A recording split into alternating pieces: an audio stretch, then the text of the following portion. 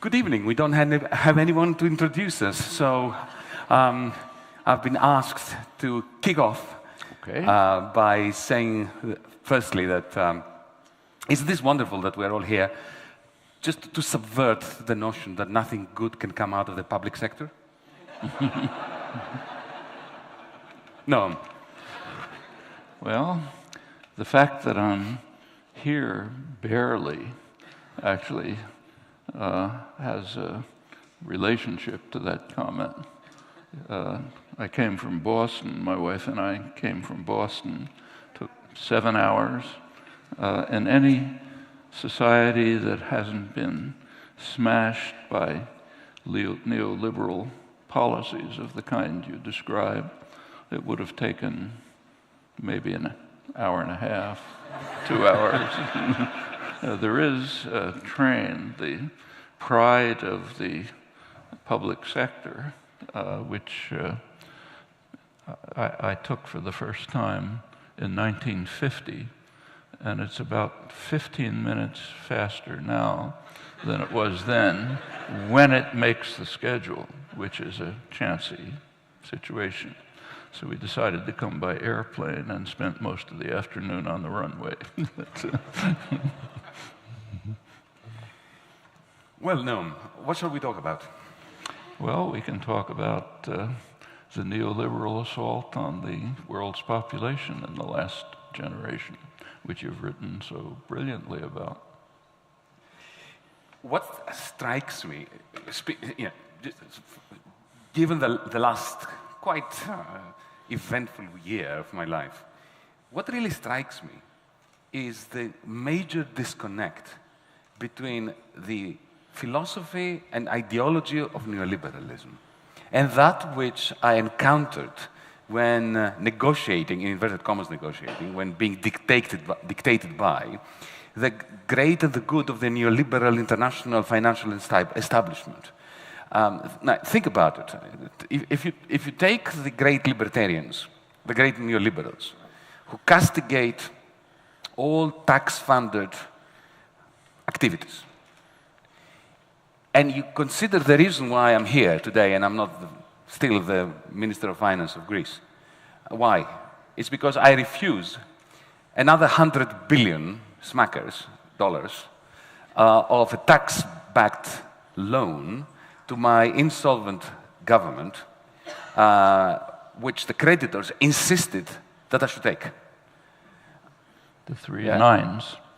It's astonishing. So here it is. So here you have the International Monetary Fund, the European Central Bank, and the European Commission insisting that our bankrupt state takes on another 100 billion under conditions that guarantee that we will not be able to repay the taxpayers of Europe that will be granting us that money. And that comes from neoliberals, who supposedly are against all tax-funded loans to government, and who supposedly believe that an insolvent entity doesn't have the moral right to take on more loans. But as you point out, 90% of those loans go to French and German bankers. That was the first loan. This loan, it would go from the one pocket of the creditors to another pocket of the creditors, so that they would maintain the pretense that Greece was not bankrupt. But effectively, what I'm trying to say is the intense hypocrisy of the neoliberal establishment, which is not really even interested in sticking to its own neoliberal ideology. This is just 19th century power politics of crushing anyone who dares stand up to them and say a simple word, no. But I think that's actually traditional. One of the paradoxes of neoliberalism is that it's not new and it's not liberal. Exactly. And exactly. If you look at what you describe is a form of hypocrisy, but the same is true of saying that we should not support tax-funded institutions. The financial sector is basically tax-funded. Of course. You recall the IMF study of the leading American banks, which determined that virtually all their profits come from their implicit government insurance policy, cheap credit, access to higher credit ratings, incentives to take risky transactions which are profitable, but then if it's problematic, you guys pay for it. Or just take the basis of the contemporary economy, which actually I've been privileged to see developing in government subsidized laboratories for decades. MIT, where I've been since the 1950s, is one of the institutions where the government, the funnel in the early days was the Pentagon, was pouring in money to create the basis for the high-tech economy of the future and the profit-making of the institutions that are regarded as private enterprises. It was decades of work under public funding with a very anti-capitalist ideology. So according to capitalist principles, if someone invests in a risky enterprise over a long period and 30 years later it makes them profit, they're supposed to get part of the profit. But it doesn't work like that here. It was the taxpayer who invested for decades. The profit goes to Apple and Microsoft, not to the taxpayer. Indeed. If you take an iPhone apart, every single technology in it was developed by some government grant. And for every single one. And for long and some period. of them by government grants from other countries, Yeah. like Wi-Fi from the Australian And Commonwealth. you see an interesting picture of it from a place like MIT or other major research institutions.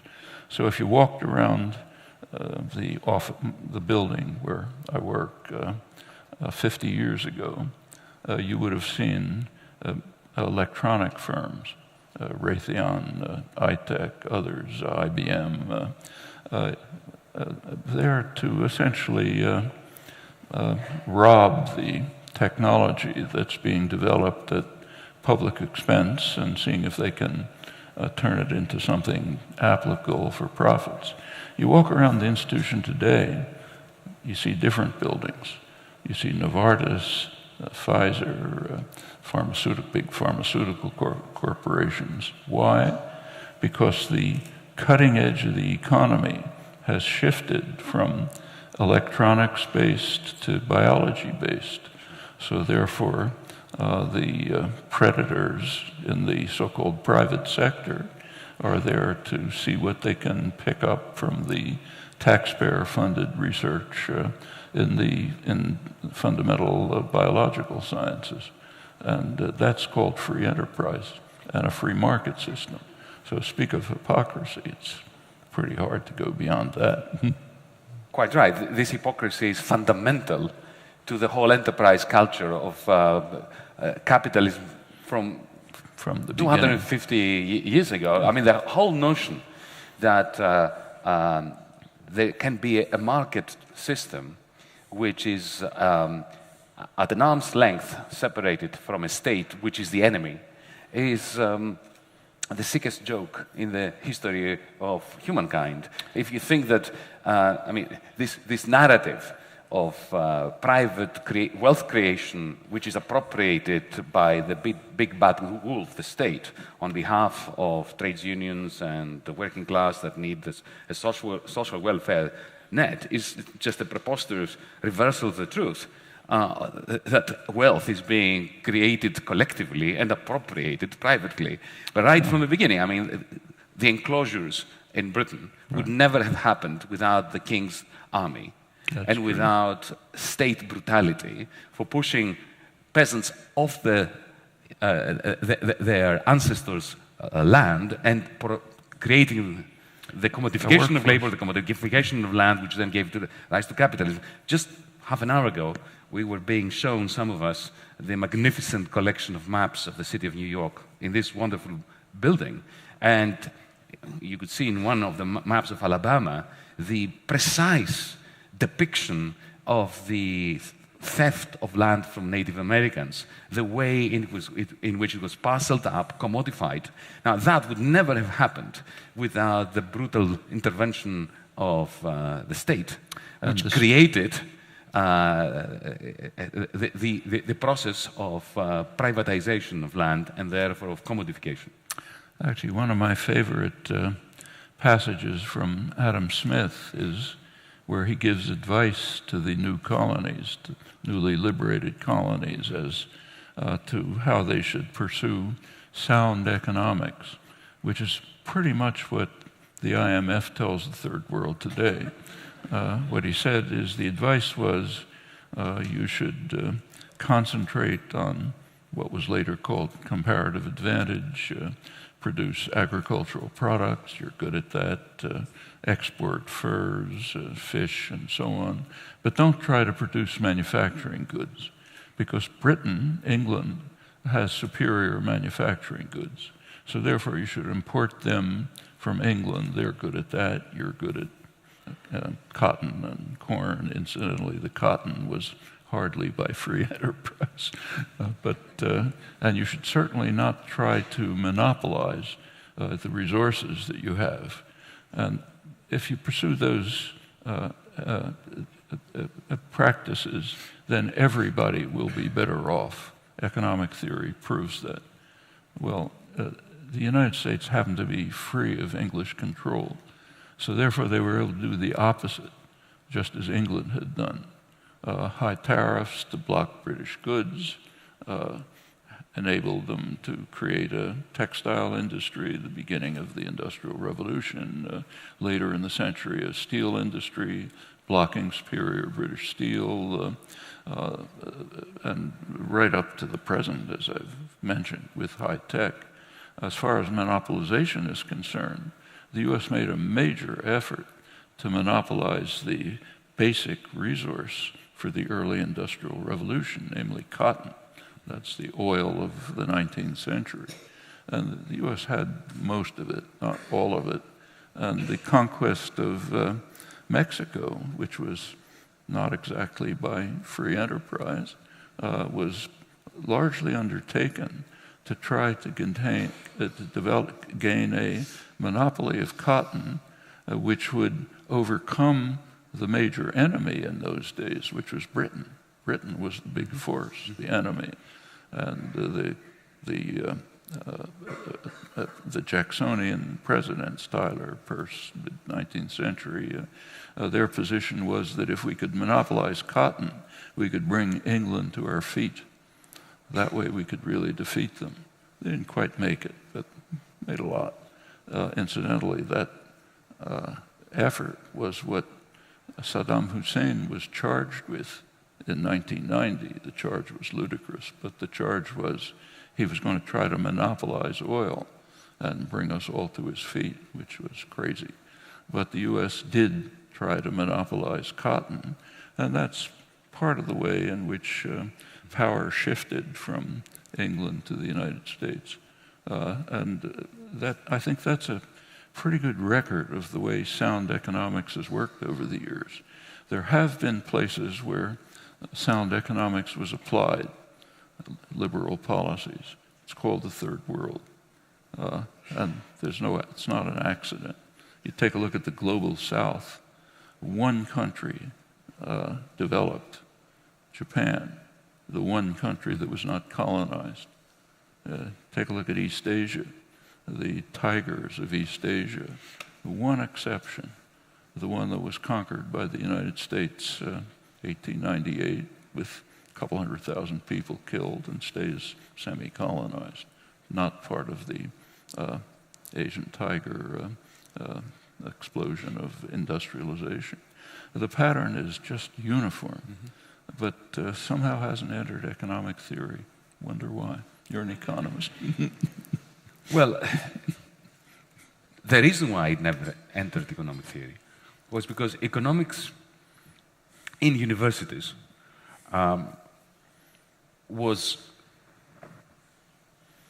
began to evolve from the 1950s onwards as the queen of the social sciences. And what gave discursive power and monopoly power within the academic environment to economics was the claim that it was the only social theory which was peddling universal truths to be proven by mathematical means. And it succeeded. So when a sociologist, an anthropologist, and an economist applied for a grant, it was always the economist who got it on the basis of this discursive monopoly. And however, in order to close the model mathematically, the only way to solve the equations is by making assumptions that distance the model from really existing capitalism. So for instance, you have to assume that there's no time and there's no space. Because if you allow time to interfere with your model or space to enter, you end up with indeterminacy. In other words, you end up with a system of equations that cannot be solved or that have an infinity of possible solutions, and then you have no predictive power. Yeah. You can't say, well, this is what's going to happen. So we have a very interesting inverse Darwinian process. The more successful economists were at creating models that said precisely nothing about capitalism, the greater their success in the academy. So they became the opposite of the public intellectuals that you've been writing about. They create wonderful abstractions, aesthetically pleasing models that I spent quite a few years studying, in the same way that you go to a museum and you look at a piece of abstract art, but you don't expect to find the truth of capitalism in its form. So this is the interesting sociology of knowledge within the economics profession. But then there is a parallel shift, the end of Bretton Woods, which unleashed banking. Remember, Roosevelt made sure that in the Bretton Woods Conference, which designed the post-war, the first post-war phase between the 1940s and 1971, 1973, he had stipulated that one kind of person should not be allowed into the Bretton Woods Conference. You know who these people were? Bankers. Not one banker attended the Bretton Woods Conference, and that was at the explicit order of FDR. True. And so you had boring banks between 1944 and 1971. But after 1971, and we can discuss why that is, suddenly banking was unleashed, and their capacity effectively to mint private money became unlimited and essential to the second post-war phase of global capitalism, of American hegemony. During this unleashing, there was a need for a theoretical and ideological cover. So I don't blame my fellow economists for pulling the trigger that created so much devastation in 2008 and before that and after that, but I blame them for providing the mathematical models, the sermons, which steadied the hand of the financiers and allowed them to believe that what they were doing was perfectly okay, consistent with science, provable mathematically that it was riskless, and therefore allowed them the mental and emotional strength to do a lot more damage than they would have done otherwise. Actually, one of the more interesting moments in the history of science and scholarship was actually in 2008. As you know, for decades, economists had been claiming with extreme arrogance that they completely understood how to control and manage an economy. There were fundamental principles like the efficient market hypothesis, rational expectations, and anyone who didn't accept this was dismissed as a kind of some strange kind of moron. The whole system collapsed. The whole intellectual edifice collapsed in a most amazing fashion and had no effect on the profession. None at all. Well, it did have. It had the effect that sometimes, when we're driving on a freeway, and I usually go well above the speed limit, condemn, if you will, and I get stopped by the police. For the next 20 minutes, I drive below the speed limit, but it doesn't last for more than 20 minutes. Then, after a while, I just go back to where I was. This is exactly like the economics profession. They had a brief moment of... some did, but... Some. Or at least of being a bit humble and staying, keeping their heads under the parapet for a bit. But then within 20 minutes, they forgot about it and they carried on teaching the same rubbish to their students. But what is interesting, Noam, is that two small points. It's not that the economists went headlong into this mathematized religion, because that's what it is. It's a religion with equations and with a bit of bad statistics. What happened was two things. Firstly, there was a kind of ethnic cleansing of anybody that had retained their wits about the economy. So there were economists who challenged this view and who were simply not reproduced by the system. They never got the grants, they never got the PhD students, their PhD students never got lectureships, never got assistant professorships. So there was a purge of the establishment. The second, which is a far more interesting phenomenon, is that the wonderful minds that created the general equilibrium models, the highest, the popes of the Catholic Church, were not believers. So take, for instance, Ken Arrow. Ken Arrow is, and Gerard Debreu. They're the ones that John Nash, they established the mathematical theorems upon which all this hypocrisy is based. Now, these people, Ken Arrow, I remember in the early 1990s, he was giving a talk at NYU. And there were about 20 people. It was a highly mathematized paper. Okay, so he was enthusiastically going through the equations, and one of the professors there interrupted him at some point and said, Professor Arrow, equation 3.3 reminds me of the argument in favor of this kind of tax as opposed to that kind of tax. And Ken stopped him immediately and said, my dear boy, he was a bit condescending, I think rightly so, he said, you're confusing that which is interesting with that which is useful. This is interesting. If you try to apply to anything real, it's dangerous. So the gurus, the popes, understood that this theory was examining a post-capitalist world, a world without labor markets, without labor exploitation, without monopolies, without even the slightest of capacities to alter prices on the behalf of employers, of entrepreneurs, of conglomerates, a world without firms. Because what is a company? A company is a market-free zone. It's a hierarchy. It's a small Soviet Union with Gosplan and central planning. If you look at Google, if you look at Microsoft, that's what it is. Then you have Coase's theorem. That's a big help. Yes, yes. But the Coase's theorem is taught for 5 seconds and then forgotten. Yeah. In order to make them feel that they've said something about the reason why firms exist. Yeah. But then in those models that produce the macroeconomic policies that were applied even under Clinton, especially under Clinton, there are no firms. There's no time, no firms, no space. Everybody resides on the same point in space so that there are no costs of transport or anything like that. So imagine a world in which economic policy is predicated upon models that assume there is no time, space, firms, profit, or economic rent. Or monopolies. It's time to get really scared.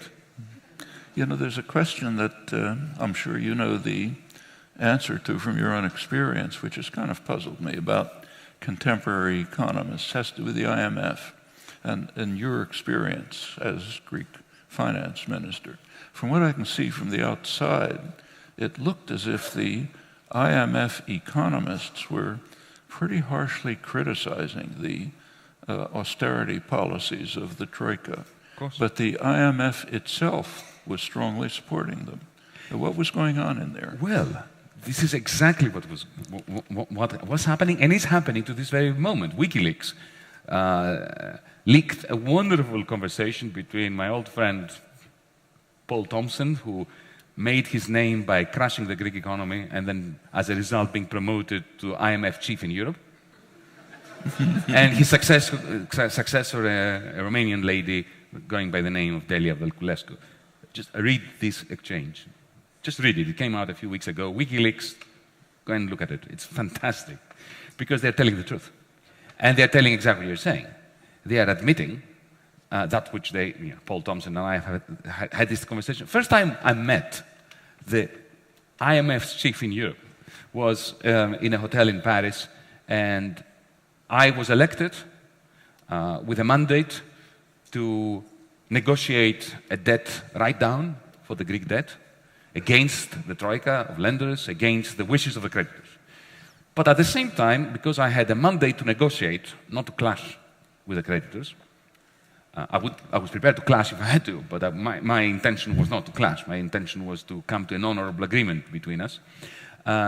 So because I knew that the German government had a very serious political problem going to the federal parliament in Berlin, to the Bundestag, and admitting that the money they had given to the Greeks was not money to the Greeks, for the Greeks, but money for Deutsche Bank. Yeah. And therefore, they were never really expecting to get it back. So this is why we're going to give the Greeks a debt restructure. That's what Mrs. Merkel should have said to the Bundestag, but of course, this is not something she could have said and remained the Chancellor of Germany.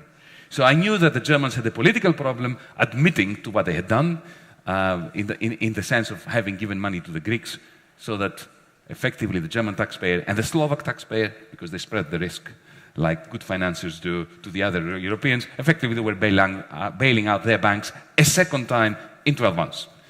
So, of course, I knew that, and I was trying to find a formula that would allow our debt to become more manageable and less toxic for the Greek people, while at the same time achieving a kind of political arrangement with Berlin that would make it palatable for them to say yes to it. So, first meeting with Paul Thompson, I come to him with a proposal for the kind of debt swaps, financial engineering that Wall Street is very good at. Not the kind of thing that one expects from a left-wing Minister of Finance, but I wanted to make things work at that point, not so much to go and clash with them. And you know what he said? Oh, this is too mild. We need to take a large chunk of your debt and write it off immediately. I said, well, that's music to my ear, Paul. How are you going to convince Wolfgang Schäuble to do this? Oh, he said, well, that's a problem, but we'll find a way.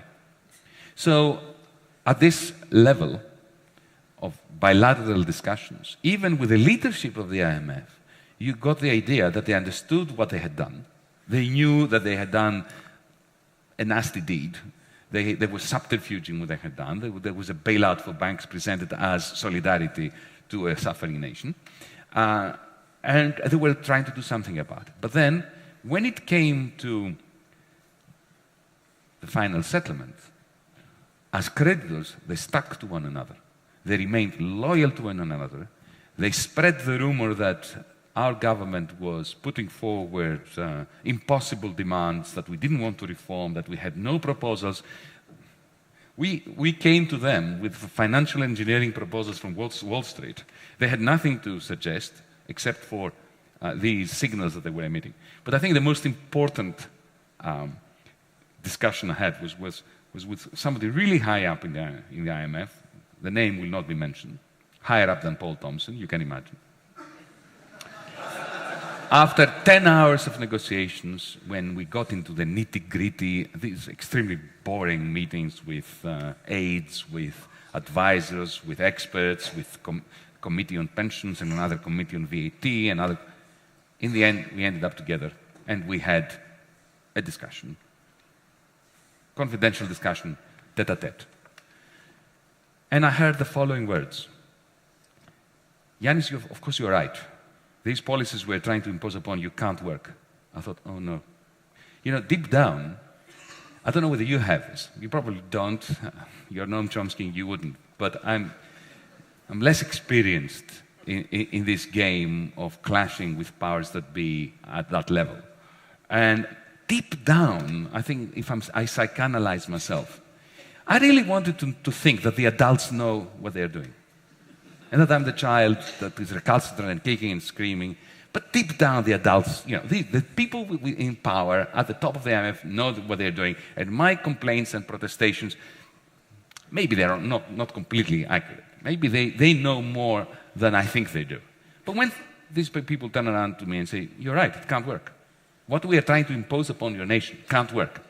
But, Yanis, you must understand We have invested so much political capital in this program. We can't go back.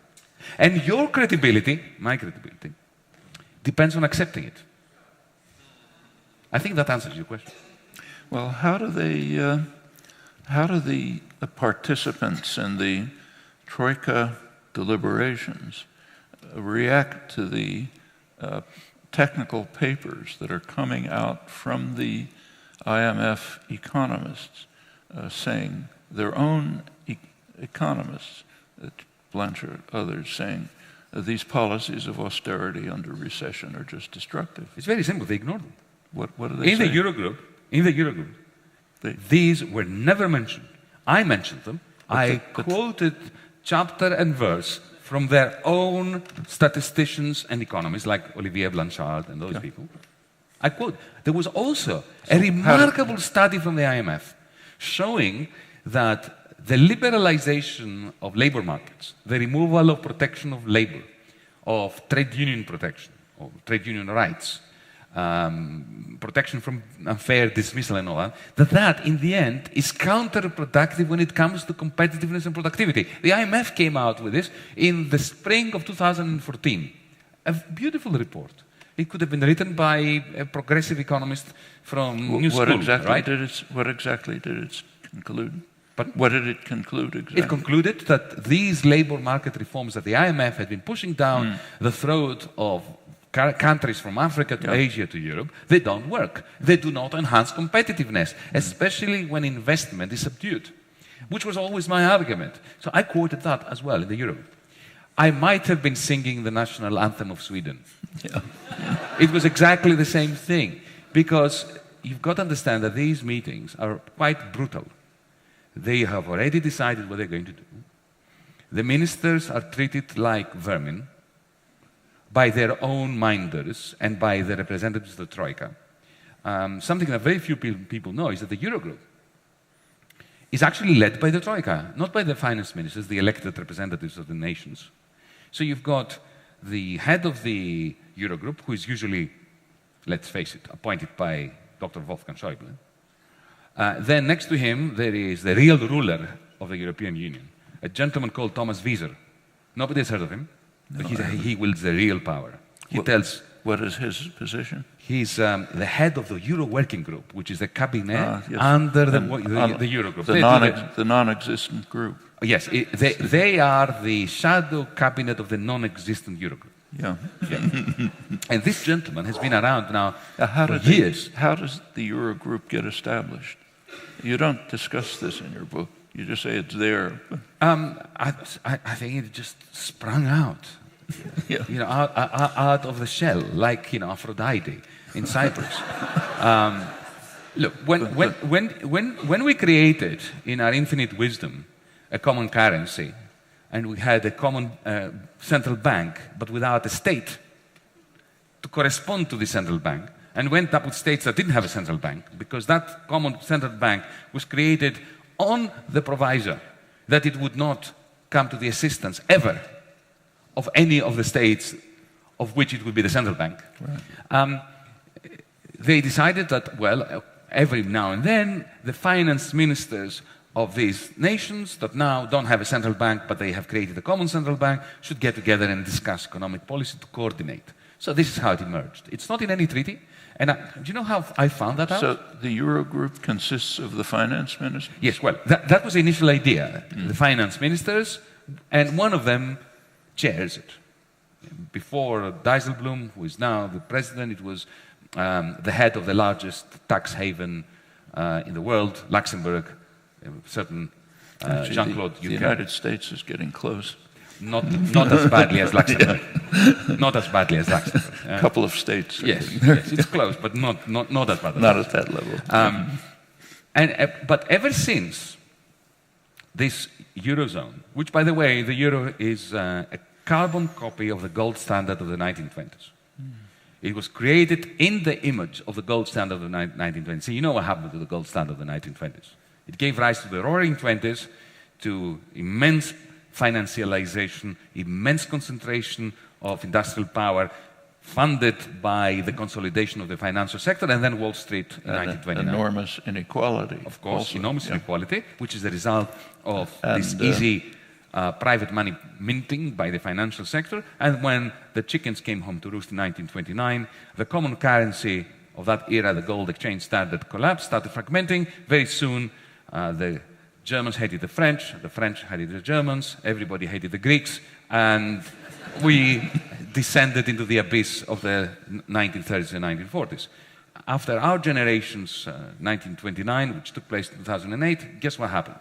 The gold standard started fragmenting. It was called the euro in Europe. And very soon after that, the Germans started pointing moralizing fingers at the Greeks. The Greeks remembered the Nazi occupation. Everybody hated the French. And we are now in a state of disintegration where the refugees are the problem. Actually, you should bring up 1953, the London Agreement, which most people don't know about. That's rather critical. Of course. Maybe you want to But say let a me few just words answer about that. to complete the story about the euro. I'll just tell you the story of how I found out that the Eurogroup doesn't exist in law. By the way, one more point. After our country started to go failing... Is it inconsistent with European law or just no, it doesn't exist in law. It's kind of orthogonal, no connection. It's outside the framework of European law. Now, do its decisions impact, how do its decisions impact it makes all the important decisions that determine the future of Europe. And every single one of them. How are those decisions transmitted to the official decision-making bodies, to the Brussels bureaucracy? Oh, yes. What happens is there is the Eurogroup meeting, and then afterwards there is an ECOFIN meeting. The ECOFIN does exist. It's the meeting of all the European Union finance ministers, including the ones that are not using the euro. So George Osborne from Britain is there, the Danish finance minister is there. And what happens, it's a rubber stamping process. So whatever the Europe has decided, ECOFIN says, okay, we agree. And there's never any debate. No debate. Yeah. No debate. But let me tell you, this is quite interesting. How I came to understand that this is a paralegal group. At some point, the Troika inside the Eurogroup, because now it's not just the finance ministers, the IMF, Lagarde is sitting there, Thompson is sitting there, the European Central Bank is sitting there, the Commission is sitting there, they set the scene, and then the vermin, us, the finance ministers, simply nod. And the IMF, happily. The IMF has no reaction to the Eurogroup decisions? Well, it's in the Eurogroup. The IMF is part of the Eurogroup. So it's astonishing, isn't it? Yeah. So they're represented in the Eurogroup. Well, let me give you an example. When the ultimatum was presented to me on the 25th of June, on a take-it-or-leave-it basis, and what that meant was that if I said, no, I'm leaving it, our banks would have been closed as they were 5 days later. Yeah. Right? So that's a pretty powerful ultimatum. It's like making me an offer that I can't refuse, even though we refused it. For a while. Until we caved in and then I resigned. But this is interesting. I was presented with this ultimatum. It comprised 3 chapters. One was the fiscal policy that we would have to follow for the next 20 years. Interesting. It's interesting given that our mandate from the Greek people was only for 4 years. This is spelled out in in black and white. Yeah. What the primary surplus could be, what the tax take should be, what measures we should use, what the VAT rate should be in order to get that primary surplus. Chapter 1. Chapter 2. This is specifically for Greece. Only for Greece. Yeah. Has there been something similar for Spain or Italy? Yes. Yeah. Portugal. Yeah. This colonization is at full blast. Not just it started with Greece. All bad things start with Greece, and then they spread out. Greece is the laboratory of misanthropy. Now, how do they deal with France? But France, of course, is the final destination. Yeah. And the beauty... Is that beginning to give orders to France? Of course. That is. Of course. From the Eurogroup. Noam, the beauty of those 5-6 months in power. Not what power. In office... Watching power. In office...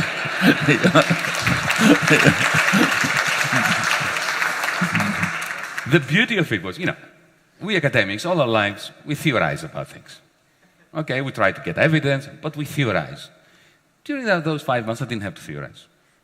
And to answer your question about France, at some point I was having a very interesting conversation. I had many interesting conversations with the finance minister of Germany, Dr. Wolfgang Schäuble. At some point, when I showed him this ultimatum, and I said to him, it's a long story, but I'll cut it short. I said to him, would you sign this? Just let's take off our hats as finance ministers for a moment. I've been in politics for 5 months. You've been in politics for 40 years. You keep barking in my ear that I should sign it. Stop telling me what to do. As human beings, you know that my people now are suffering a Great Depression. We have children at school that faint as a result of malnutrition. Can you just do me the favor and advise me on what to do? Don't tell me what to do. As somebody with 40 years, a Europeanist, somebody who comes from a democratic country, just Wolfgang to Yanis, not finance minister to finance minister. And to his credit, he looked out of the window for a while. And he turned to me and he said, well, the question that I'd actually asked him was, would you sign this? And he turned around and he said, as a patriot, I wouldn't. Of course, the next question was, so why are you forcing me to do it? He said, don't you understand? I did this in the Baltics, in Portugal, in Ireland. You know, we have discipline to look after, and I want to take the Troika to Paris. He said. Yes. So I don't need to theorize. It starts with Greece. Greece is a pipsqueak country. It's not that important. But you start with that small problem. You impose these unsustainable loans, which give creditors huge power, and then you start cutting, because the final intention, and I try to explain this in this book, is to curtail the Parisian elite's long-standing ambition to usurp the power of the Deutschmark for the purposes of expanding the French nation-state's reach and control of Europe. Also, I presume, for the Bundesbank to be able to control the French budget. Absolutely. Not so much the Bundesbank, but the federal finance minister, Schäuble himself. And I don't blame the Germans for that. If you go back to 1992, when this euro was first created, the Maastricht Treaty, to convince the French to vote for it, the French conservative newspaper Le Figaro had a headline that was offensive to human beings. It read, as an encouragement to the French to love the Maastricht Treaty, Maastricht, and underneath, a new Versailles Treaty without a shot being fired. Now that is offensive to the German people. It is offensive to anyone who understands the pain of the Second World War. It is offensive to all well-intentioned human beings. And you think French elites actually believed that at Maastricht? Absolutely. This was the intention. Look, de Gaulle in 1965, in response to a journalist who asked him, don't you worry that with this European Economic Union, Germany is going to become the powerful country here? And his response was, they are going to be the horse, and we are going to be the carriage driver. It's clear. The Brussels bureaucrats. The French graduates of the great Grande École, who would be populating the Brussels bureaucracy. So we should not be anti-German, anti-French, we just must understand that the elites of Europe have made a complete and utter mess of the project of European Union. Yeah, but when you get to Maastricht, the French elites still believed that they were controlling German power in the Maastricht Treaty. Yes. That's pretty astonishing. It's an astonishing error on their part. But so was the German elite's estimation that Helmut Kohl, for instance, who was a Europeanist, who was a federalist deep down, that you create a currency union first, and then when it gets in trouble, the political union will follow. What an error. When you create a gold standard and it starts fragmenting, you're not going to end up with a political union. You're going to end up with an abyss. You're going to end up with Le Pen in government in France, Golden Dawn in Greece, the AfD in Germany, and the fragmentation. You think he understood, say, Nicholas Kaldor's prediction? He never did. Never? No, none of them did. Including Kohl? Including Kohl. He didn't understand it, and he didn't believe it. He really genuinely thought in a rather simple-minded manner that we are creating this monetary union. Its fragmentation is going to bring about humongous costs for Europeans. So our successors, when this fragmentation begins, must fix it by creating a political union. Well, yes, they must, but they're not doing it. And they're not doing it because they are falling prey to this self-reinforcing negative feedback mechanism between authoritarianism and bad austerity policies. How did the Fed respond to Maastricht? The Fed? Yeah. It is interesting. Remember, Alan Greenspan was not the most astute of central bankers. And he was in some ways.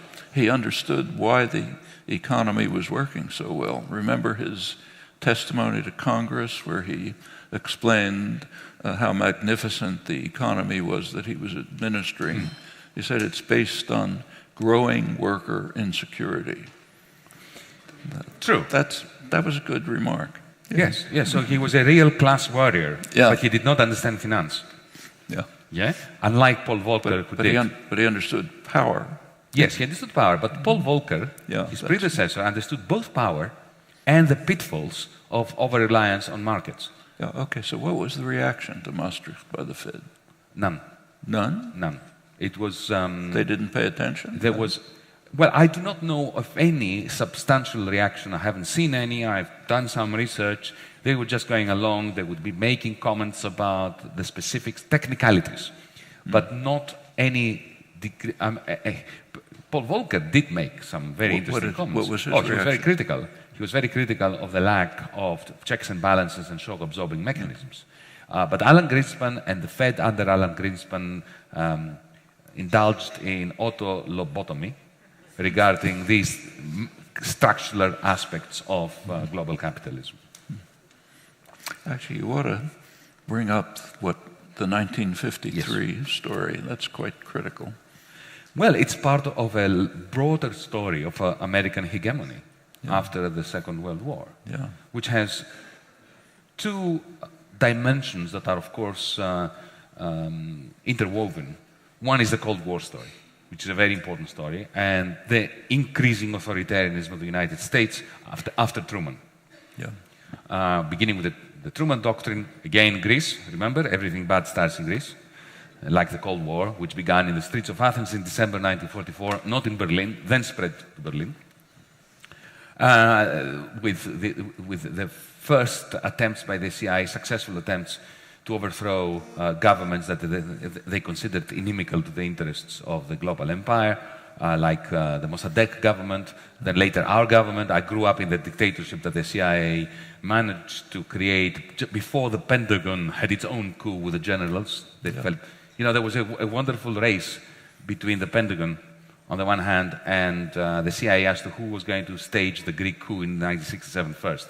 And they were working quite separately from one another. The Pentagon with generals and the king, and the CIA with the colonels. And the colonels got in first. They were more agile. So they moved in first. And so then you had Pinochet, you have the Latin American brutality, and so on. So that's one story we all know about American imperialism post-1944. But the second dimension, which is much more interesting and much more benign, because if you look at, it starts with Bretton Woods, an attempt to prevent, by the new dealers in power, and by some very good people, to prevent another Great Depression in the States. The great fear, of course, was, in 1944, they could see that the war would end.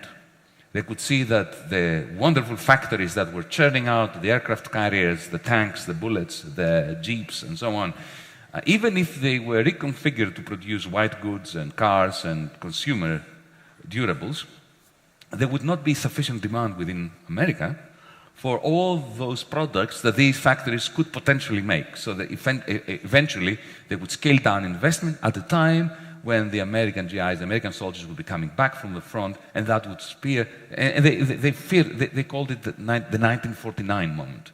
They feared that in 1949, 20 years after 1929, there would be another crash. Famous dollar gap. Exactly.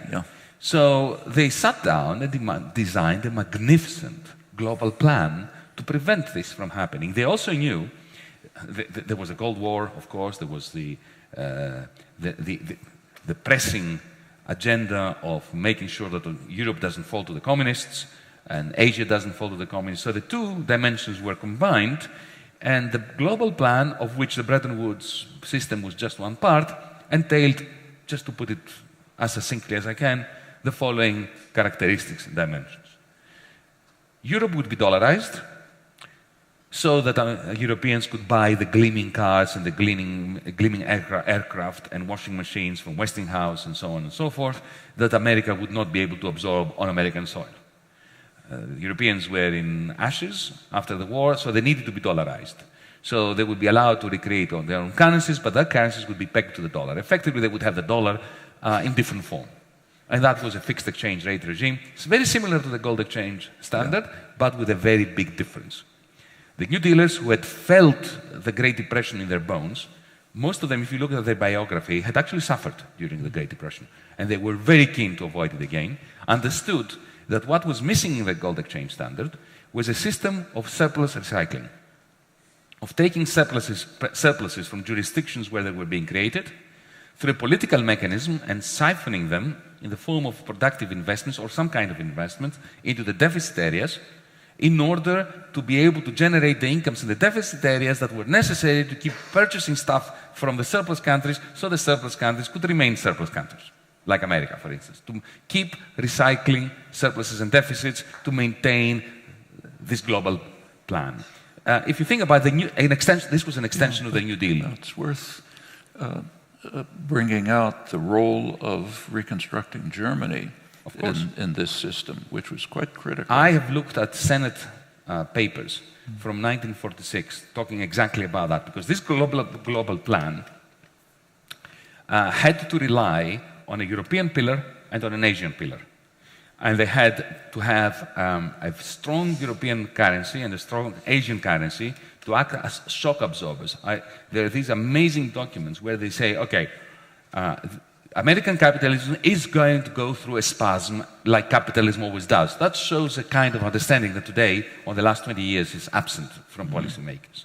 So they could see that there will be a recession. And the question they were asking, if we only have one currency after the war, because Europe was destroyed, and we would be dollarizing them, if we only had the dollar, any crisis in the dollar zone in America would be transmitted very quickly both to Asia and Europe, and maybe those shocks would be magnified instead of being dampened.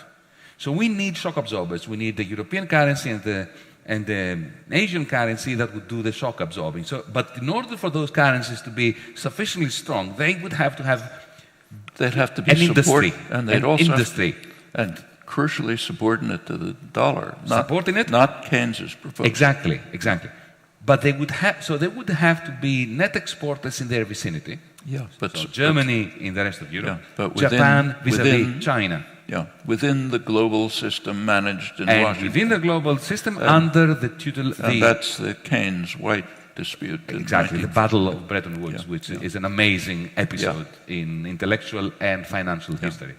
Now, at that point, the problem they had when they were thinking about this in 1946, late 45, early 46, was that they already had agreed with the French to turn Germany into a pastoral land, to deindustrialize Germany. So they had to go back to the French and say, we changed our mind. And they did. And they offered them a bargain. You will agree to the reindustrialization of Germany. You will agree to a write-down of German debt, otherwise the German economy will never be able to recover if it is in the dark cloud of unsustainable debt. And in return, what we're going to give you is the leadership of Europe. This is the de Gaulle idea, that they are the drivers of the carriage and Germany is the horse that powers it. And indeed, this is what happened. If you think of where is the OECD? It's in Paris. What is the OECD? The OECD is a relic of the Marshall Plan. So the French were distributing Marshall aid in Europe. Think about Brussels. Brussels was completely and utterly designed by the French elites. Yeah. Think about the IMF. Why is Christine Lagarde the managing director of the IMF? Why was Strauss-Kahn the man? This is still the relic, if you want, the leftover of this deal with the French and the Germans. Interestingly, so going to 53, 53 is where the Americans grabbed the heads of the British, of the French, of the Italians, and of the Greeks, incidentally, and banged them together and said, you are going to write down German debt. So Greece was owed money by Germany that it wrote off so that Germany could reindustrialize in the 1950s. And that illustrates the title of your book. The French got something in return. The Greeks didn't. The weak suffer as they must. Yes, indeed. But of course, I always like to leave a degree of optimism hanging in midair. So you may have noticed that my book the title ends with a question mark. And the emphasis is on the question mark. And the dedication is to my mother. And it says that my mother would have slaughtered with immense kindness anyone who dared say that the weak suffer what they must. And even the original expression comes from Thucydides in the history of the Peloponnesian War, when he recounts, as an Athenian, remember, Thucydides is an Athenian historian and soldier and general, who is recounting the story of when Athens sent a fleet with troops, the Marines, the Athenian Marines, to the island of Milos to crush the local society, the local city-state. Why? Because Milos refused to take sides in the Cold War, or actually the hot war of the time, between Athens and Sparta. And Athens had its own NATO in the archipelago of the Aegean, and it was very worried that if the millions are allowed to be independent, then the rest might get ideas that they want to exit NATO, the NATO of the time. So they sent the troops to crush them. And there is this interesting meeting when the Athenian generals meet the million representatives, delegates, to announce to them that, you know, your life is over, surrender quietly, and we will sell you as slaves. If you resist, we are going to crush you. And the millions gave them a Kantian argument, that you should never treat human beings as a means to an end. You should treat them as ends in themselves. Not exactly, but more or less this. They hadn't read Kant yet, remember? Of course. But it was more or less that kind of Kantian argument. You should treat those in a position of weakness in the same way you would want to be treated in a position of weakness, because one day you will be in a position of weakness, as the Athenians, of course, did become very shortly afterwards when they lost the war to Sparta. And the Athenian general responded, no, you've got it this wrong. The strong do what they can, and the weak suffer what they must. But Thucydides is telling us this story in order to allow us to criticize it. That's the question mark. Well, I think the real optimistic element in the book is the Condorcet quote about power really being in the hands of the masses, if they take it. In the mind of the masses. In the mind. And in fact, that goes back to, and he was probably quoting David Hume, who in the First Principles of Government makes that point very clearly. He says it's surprising to see the easiness with which the great mass of the population is subordinate to their governors, because power is in the hands of the governed. And if we inquire into the means by which this wonder is achieved, we see that it is by consent alone that the powerful are able to govern. Meaning, if the governed refuse to consent, to use your words, the game is over. That's exactly right. And Danai, my wife, we felt that on the 3rd of July last year. There was a magnificent moment. Because you've got to remember, our government won the election in January of 2015 with a mandate to speak truth to the powerful, to say no to them, and do your worst. We're not accepting any more of your toxic loans under conditions that will shrink our economy and our people further. And we won this election, but because of the system of disproportional representation, we won government with 36% of the vote. The previous governing party received something like 25%, so we had enough seats in parliament to form a government. But that's 36% of the vote. Yeah?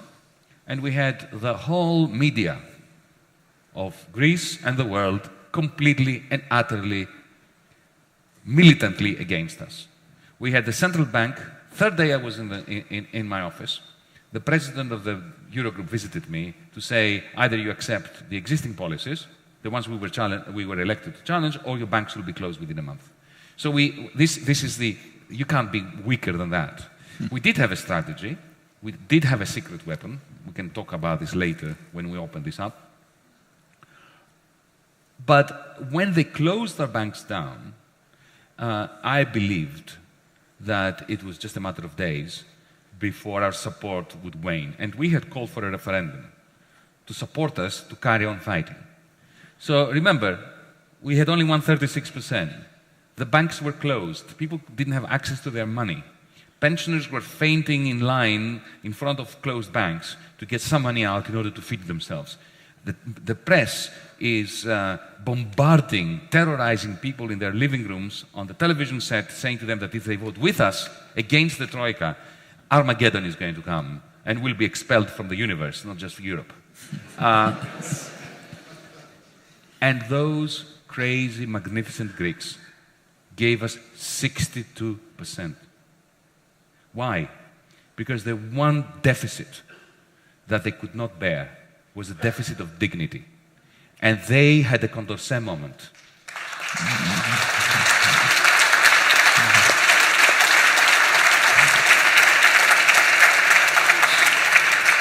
So, what happens to Greece now?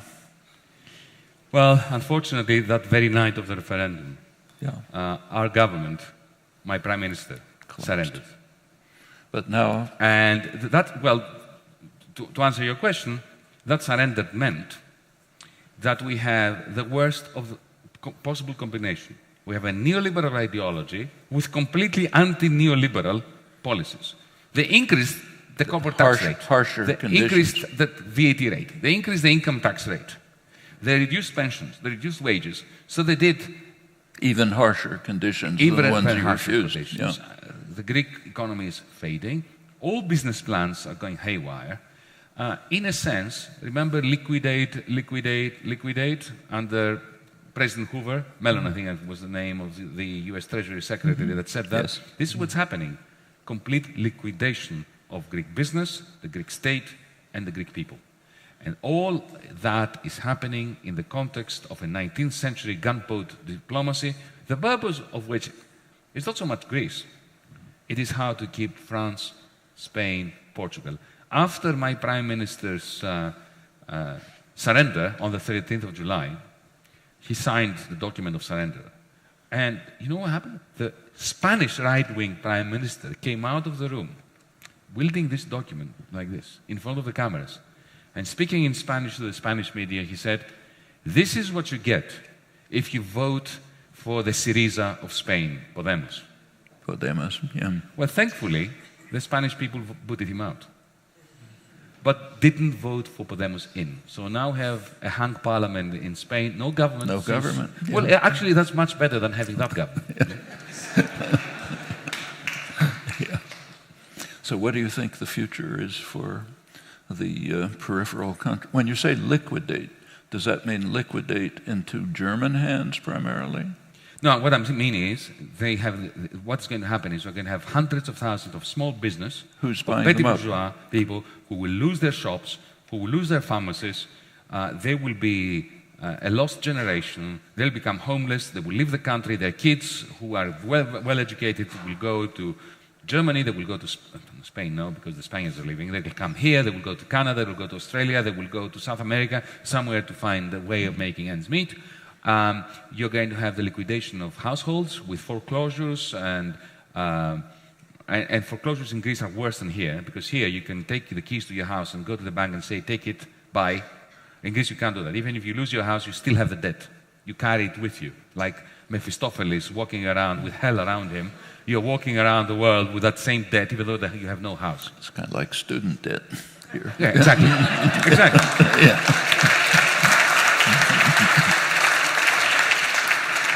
So, in answer to your question, what is now the prospect of progressive politics and of hope in Greece? I think that now we had a window of opportunity in Greece to reboot this loan agreement and to reboot Europe, because had we succeeded there, then it would have really spread to Spain and to Italy and to the rest of Europe. Yeah. We missed that. This is why I and some other utopians and recalcitrants throughout Europe, we've created what we call DiEM, the Democracy in Europe movement, with our manifesto that Noam Chomsky signed, making me the happiest person in Europe. For a very simple reason. I think we are in a 1930 moment. Shortly after the collapse of Wall Street, the great financial crisis, and just before the slide into a postmodern abyss of xenophobia, misanthropy, failed economic policies, austerity, debt deflation, that will become a major source of uncertainty, of misanthropy, of pain, and unnecessary pain, not just for Europe, but for the rest of the world. And allow me, at this point, I have a pin that I've brought with me for DiEM to give to you, which I'm wearing. And this is a bit of propaganda for our Democracy in Europe movement. I can't not give this to Noam Chomsky since he signed our manifesto. Thank you very much.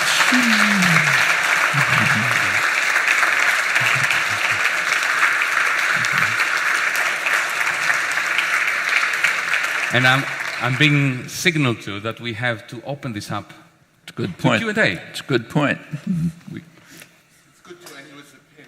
So we're going to put a microphone here.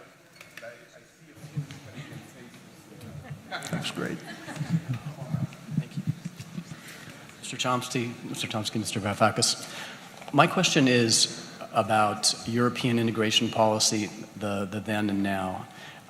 We know that in 1992, the leaders of the day signed the Maastricht Treaty, which stipulated those convergence criteria to measure, I guess, similarity between economies, such that if they were able to fulfill those criteria, they qualified for the initial round of Euro membership. Are EU policymakers only looking at those criteria now, those debt deficit criteria, or are they looking at other measures of integration, given what we know about what's, is that their only policy focus? Well, let me say that they never looked at those criteria. Those were bogus criteria. Greece didn't meet those criteria. Italy didn't meet those criteria.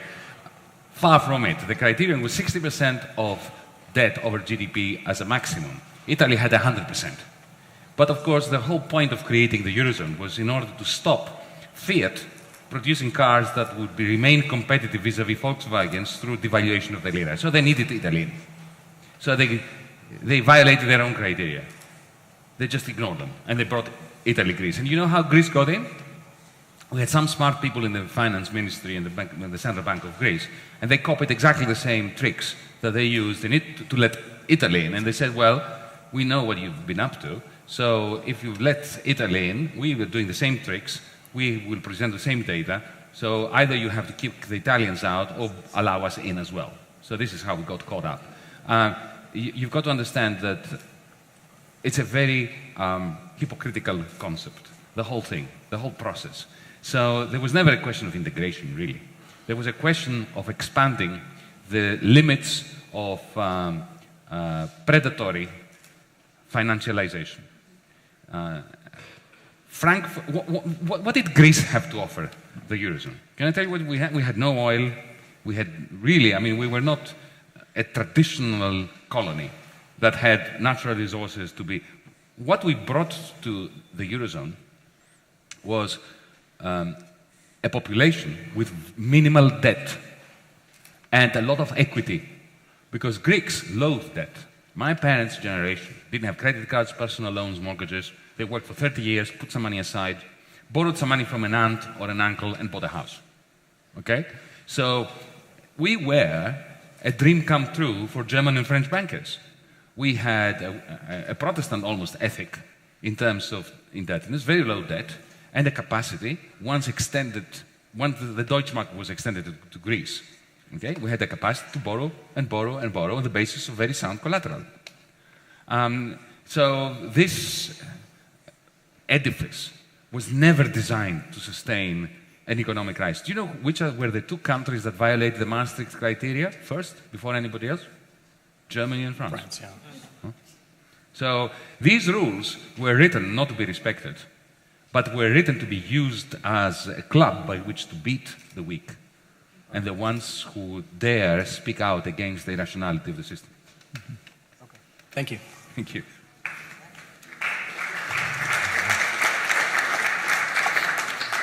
Hello. My question is for Mr. Chomsky. In the past, you've been very critical of the way in which the West has engaged in political and economic imperialism around the world behind closed doors, kind of smoke and mirrors. How do you believe that transparency and democratizing the Eurozone will affect or deter this behavior? With the transparency and democratizing the Eurozone. And democratizing the Eurozone. How will it kind of affect or possibly deter this behavior? Actually, one of the things that Yanis discusses in his book is that the Eurozone, in the Eurozone, democracy has declined arguably even faster than it has in the United States. During this past generation of neoliberal policies, there has been a global assault on democracy. That's kind of inherent in the principles. And in the Eurozone, it's reached a remarkable level. I mean, even the Wall Street Journal, hardly a critical rag, pointed out that no matter who gets elected in a European country, whether it's communists, fascists, anybody else, the policies remain the same. And the reason is they're all set in Brussels by the bureaucracy. And the citizens of the national states have no role in this. And when they try to have a role, as in the Greek referendum, they get smashed down. That's a rare step. Mostly they are sitting by passively as victims of policies over which they have nothing to say. And what Yanis said about the Euro group is quite striking. This is a completely unelected group, not in any remote way related to citizens' decisions, but it's basically making the decision, the choices and decisions. That's even beyond what happens here. Here it's bad enough, but that's more extreme. Well, let me add to this, just to clarify something. Actually, I will go further than Noam about Europe. The European Union doesn't suffer, or the Eurogroup, from a democratic deficit. It's like saying that we are on the moon and there is an oxygen deficit. There is no oxygen deficit on the moon. There is no oxygen, full stop. And this is official in Europe. In my first Eurogroup, as the rookie around, I was given the floor to set out our policies and to introduce myself, which is nice. And I gave the most moderate speech that I thought it was humanly possible to make. I said, I know that you are annoyed I'm here. Your favorite guy didn't get elected. I got elected. I'm here. But I'm here in order to work with you, to find common ground.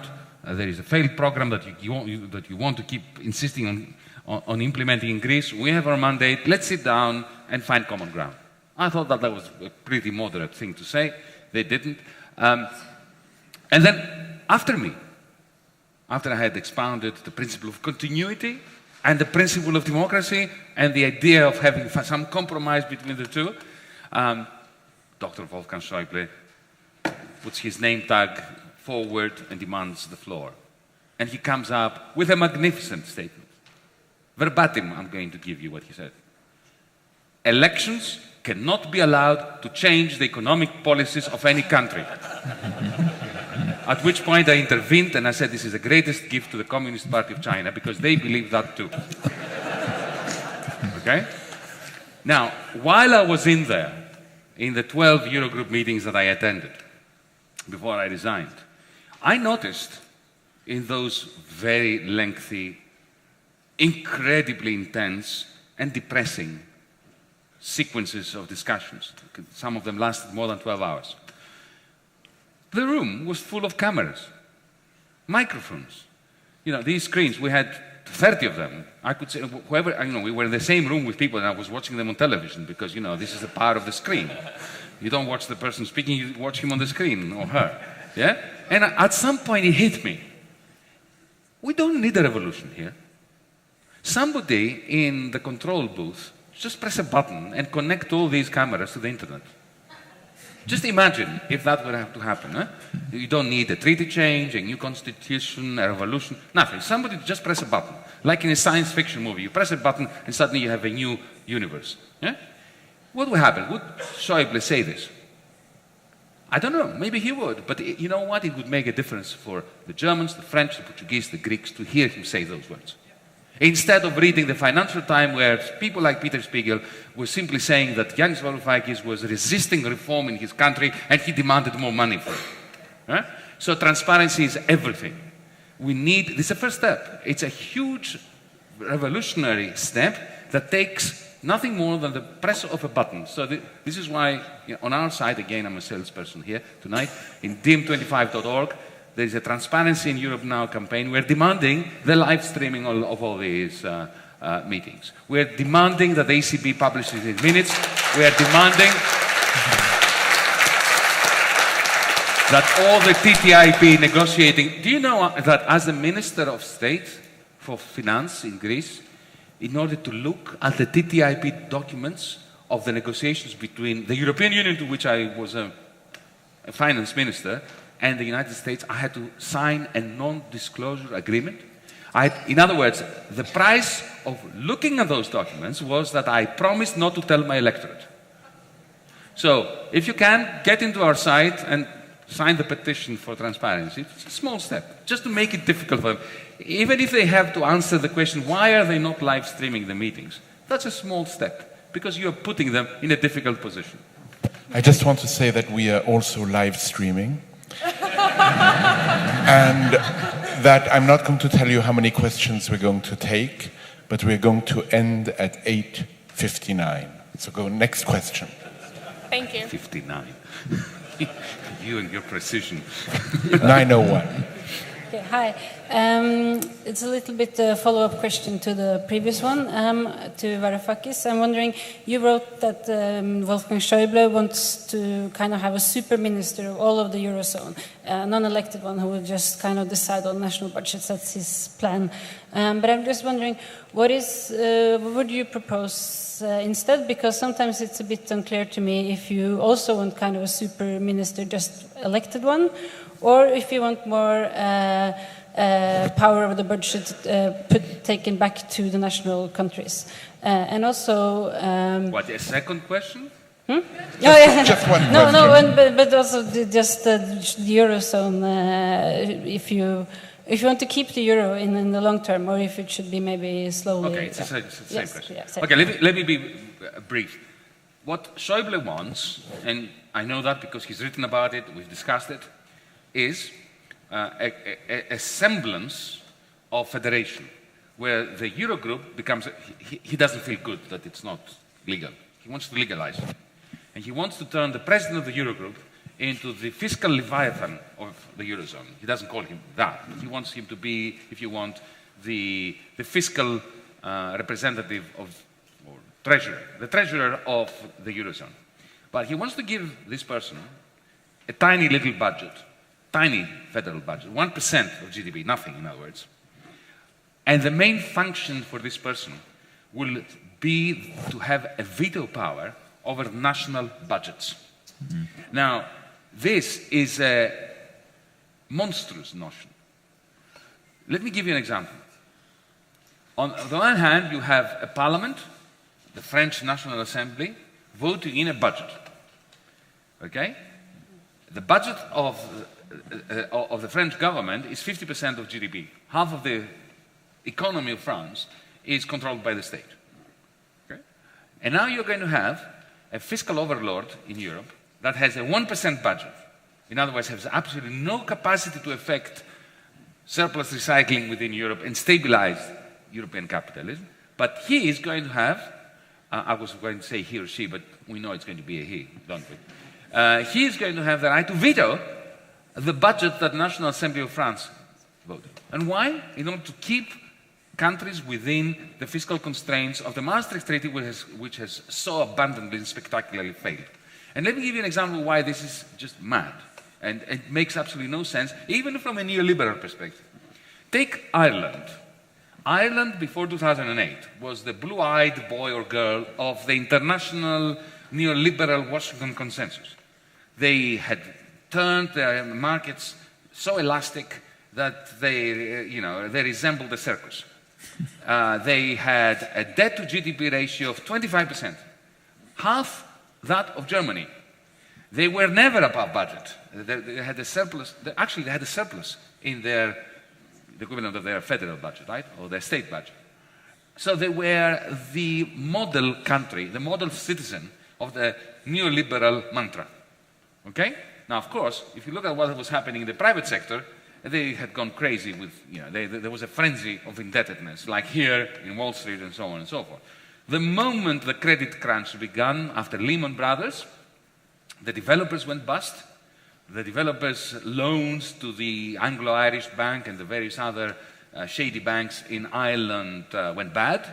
They became non-performing. Those banks immediately became insolvent. And then the president of the central bank, certain Mr. Jean-Claude Trichet, called the Irish prime minister and said, transfer all the losses of the private sector onto the public books, onto the taxpayers, or else, or I will close down your banks. Remember that happened to me a few years later too. Huh? And at that point, suddenly, Irish public debt went from 25% to 120%. Now, what would the fiscal overlord do then? Nothing. Would he veto this? No, because it was the central bank's directive that pushed all the losses of the private sector onto the taxpayers. So this system that Dr. Schäuble is proposing is just an attempt to legitimize the illegitimate current informal system. It has absolutely no capacity to stabilize European capitalism. The only thing it will do, it will formalize the current impasse. You're asking me what I want. I would like a federal democracy. I would like a European Parliament. I would like a federal government with a substantial budget, with proper surplus recycling, and I would like to have a European Union constitution that is 15, 20 pages, and not written by a failed former president of France that scripts the preface that happened in 2005, beginning with the rights of capital. You knew that, didn't you? That there was an attempt to write the European Union constitution, which began the preface. The Bill of Rights was all about the rights of capital. This is you can't make it up, can you? Schäuble's comment about elections. Yeah. Hi. First of all, I'm very honored to be here in front of both of you. I wanted to ask a quick question for Yanis. To what extent do you agree with the notion that the Greek government was caught in a tragic circumstance, and they did what their options allowed them to do at the time, given that the other option might have been exit from the euro, combined with the refugee crisis that they have now? And for Mr. Chomsky, I wanted to ask a little bit your evaluation on the Bernie Sanders phenomenon in American politics, and how do you evaluate that for the future of American politics? Well, sorry, Bernie Sanders. The Sanders phenomenon. Bernie. Yeah. You start with Bernie. Well, Bernie Sanders is an extremely interesting phenomenon. He's a decent, honest person. That's pretty unusual in the political system. Maybe there are two of them in the world, you know.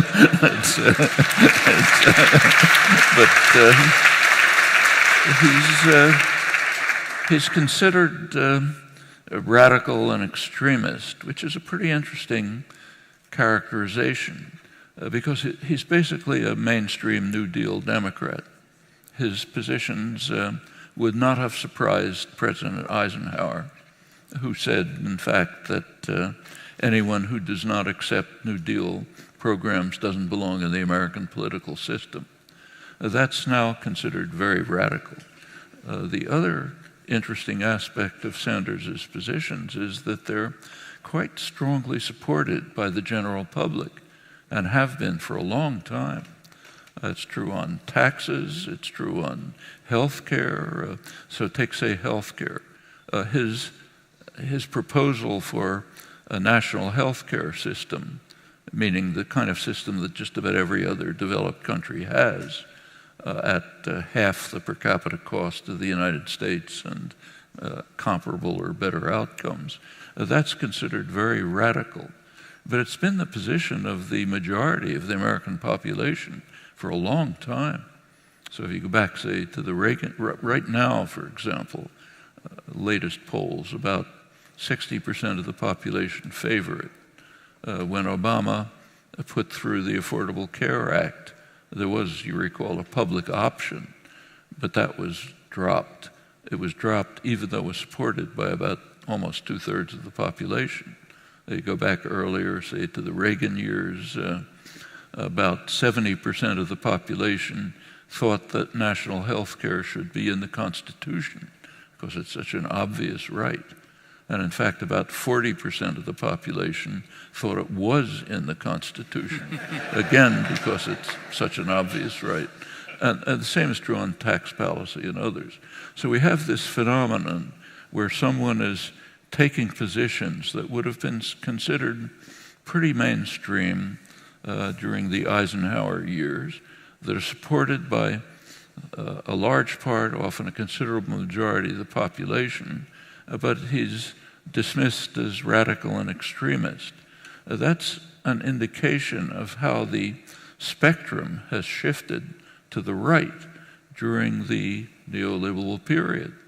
So far to the right that the contemporary Democrats are pretty much what used to be called moderate Republicans. And the Republicans are just off the spectrum. They're not a legitimate parliamentary party anymore. And Sanders has the significant part of, he has pressed the mainstream Democrats a little bit towards the progressive side. You see that in Clinton's statements. But he has mobilized a large number of young people, these young people who are saying, look, we're not going to consent anymore.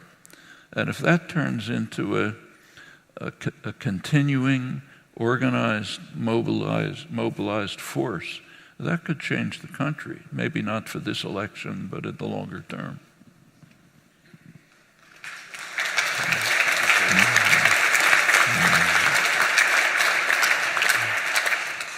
I'm going to answer your question by saying, and I hope you don't consider this to be too harsh a judgment of your question.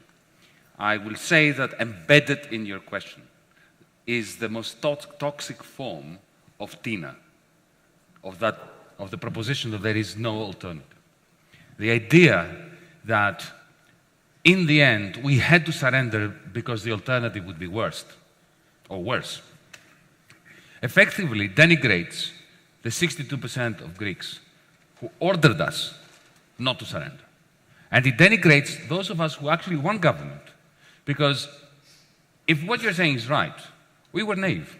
We walked in there and we thought that with the power of rationality and the force of our personality, we would convince the troika of lenders to be kind to us, that we would be relying on the kindness of creditors. No, we were not naive. From 2012, 2013, I had long conversations with our team, the team that eventually became the negotiating team, the government, the inner cabinet, the war cabinet as we called it. And we were talking about how are we going to respond to the threat of bank closures that would happen on the first day of our government. And we had worked out a plan of what our retaliation would be. I won't bore you now, we don't have the time. I've spoken about this extensively. We would have to haircut the bonds that the ECB held that were in Greek law. It was perfectly simple to do it. We would not end up as Argentina because it was Greek law. The ECB would have to come to a Greek court to contest it. They would not be dragging us to Luxembourg, to London, or to New York. And that would have crippled QE. It would have brought down, with a very high probability, the euro. So if they closed down our banks, we had a weapon by which to retaliate. We were planning a parallel payment system in case the banking system was in disrepair and could not be used for transaction. We had that agreement. It's the only reason why I stood in front of the Greek people and I asked them to vote me in. I didn't ask them to do this in order for me to go in there and go into the Eurogroup and give nice speeches and hope for the best. And we did not see this through. To say that it was inevitable that we would surrender and that the alternative would be worse is effectively to confirm that there is no alternative to barbarism. And I shall not confirm this.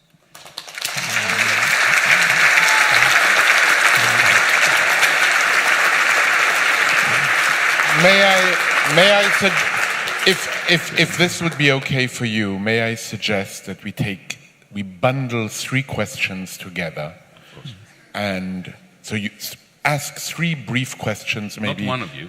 You ask one.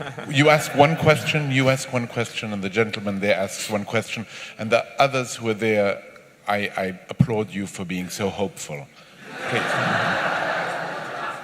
Just one after another. Thank you very much for this conversation, and I would like to ask my question to both of you. You have discussed the situation in Spain, and we have just found today that after 4 months without being able to form a government, there will be new general elections on the 26th of June. So my question would be, which would be your message in this critical juncture in the battle of ideas in Europe for the Spanish people and also for Podemos? Thank you. Question number 1. Question number 2. Yes, thank you for a fascinating evening. Austerity is bankrupt. It's bankrupt empirically. It's bankrupt intellectually. It continues to be imposed on the people of Europe. You have framed this tonight as primarily a political conflict, primarily between Germany and France. Can't we interpret this as an agenda by people who have no particular political or national allegiances to impose Reagan and Thatcher-style capitalism on the core of Europe, including Germany? What happens to German pensions at the end of this game? And the last question. My question was concerning some of the other peripheral countries in Europe. Ireland, Spain, and Italy and their national governments did not support you last year during the crisis. Now, would you comment on that? And also, what do you think the prospects for those countries are now, economically? Well, the message for the people of Spain, I think, should be this. That's what they should be voting for, and they can achieve it. Go back to David Hume. Power is in the hands of the people if they don't consent, and that's critical. I have nothing to add to this. I'll try to combine it with the last question, because what applies to the people of Spain applies to the people of Italy, to the people of France, but indeed also to the people of Germany. And that brings us to the other question as well. We're in it together. The notion that Europe is split between North and South, and the North is populated by all the ants, whereas the grasshoppers have congregated to the South and to Ireland, is a very strange and odd idea. There are ants and there are grasshoppers everywhere. What happened before 2008 was the grasshoppers of the South and the grasshoppers of the North got together into a splendid alliance of debt-driven frenzy. They were the bankers, they were the spivs, they were those who predicated their growth on transfers from the European Union budget to create motorways that went to nowhere, Olympic game sites in Greece, and so on and so forth, and they became fabulously rich. This was the alliance of the grasshoppers. The ants were working very hard and were finding it very hard to make ends meet during the good times. And then when the grasshoppers' empire collapsed, it was the ants of the north and the ants of the south that had to bail them out. And it's time for the ants of the north and the ants of the south to unite in Europe to change that crazy regime.